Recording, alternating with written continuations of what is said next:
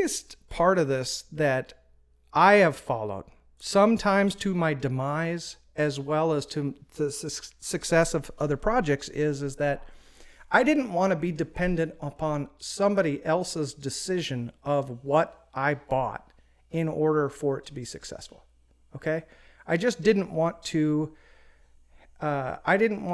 give my money to someone and have that person go out and invest it for me. And if they were wrong, I had to live with the results. Yep. I would rather look at it and say, I like that. I think it's of value. I think it's like money or value of something. I think that's it. And so I want to buy that, and then I can manage it.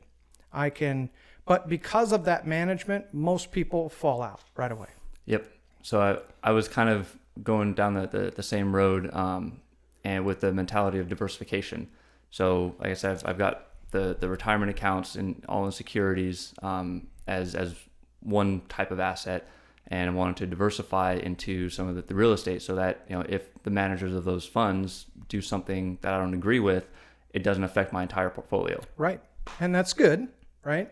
They say, have you ever read The Richest Man in Babylon, the book? I haven't, but I read a lot about it. Okay. Like the Cliff Notes type stuff. Yeah, and it's essentially just money rules or lessons, right? And in the book it says, never send a camel trader to buy you jewels. Right. Okay? Which is just another way of saying, if you're going to buy real estate, deal with someone in real estate. If you're going to buy stocks, deal with someone in stocks. Don't take real estate advice to buy stocks and vice versa. Mm-hmm. Okay? But the greater portion of this is you learn it. And that's where we lose most people.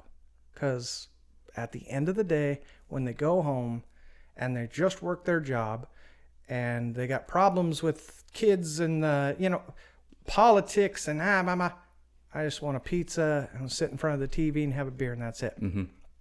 Okay. But we know what the cost of that will be over time. Yep. And that's really what happened.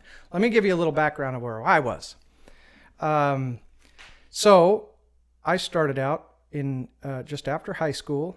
I got I was just a terrible job. It was cutting trees. So I was, we were out there topping trees. Well, I'm afraid of heights. So that really wasn't the job for me.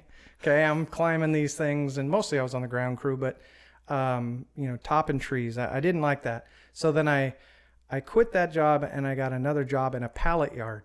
Okay. I didn't come from the background of this should be normal to me. Okay. No one taught me this. Well, I shouldn't say that. I studied this from other people who taught it.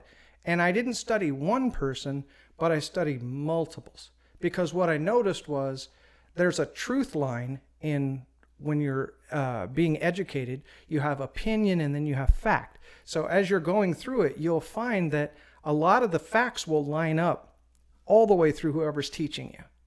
And so this is something to consider when you're looking at these others. I've done seminars at the same seminars with, Rich Dad, Poor Dad, mm-hmm. and some of the big television gurus. And so you see at the classes what sells people, and then in the classes what the actual truth of what that is, because there is truth within what they're teaching. I've taught for them. So I do see that this is what they need to do. Some crowd members don't want to hear what they need to do. They just want to do what you tell them to do. Right. And there's a difference in that. And that's why I see in you, I know that you study it. We've talked about some transactions before. Yep. And just pointed out, okay, here, let's break this down, because what feels good to do might not be what is good to do. If we want to, we can talk about those.